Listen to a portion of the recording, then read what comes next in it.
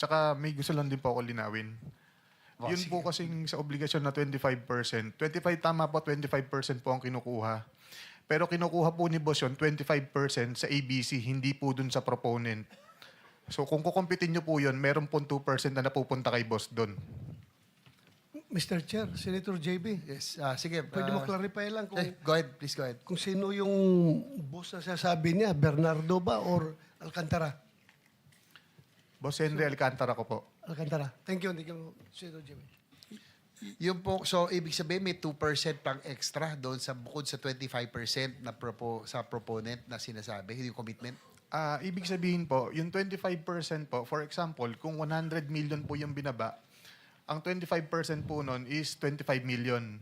Pero kung i-compute mo po yung 25%, based po dun sa may appropriate budget cost, nasa 23 million lang po yun. So may extra 2 million po, kay Boss Henry po napupunta yun.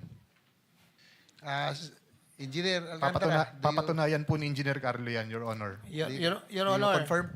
hindi po gano'n ang computation po noon. Kay Congressman Saldi po, nung tinanong ko po siya, 25% po talaga yung allocation. Tinatanong ko po kung saan po ibabase. Pero yung iba po, tulad nung kay Senator Joel, sa appropriation po, diretso po yun. That's why 150 po.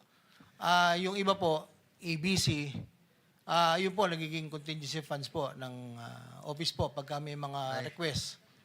Opo, Your Honor. Pero hindi po sa akin yun. Nahirapan ako sa computation na parang iba yung accounting nila eh. Ha? Iba yung accounting. Debit, credit, kupit.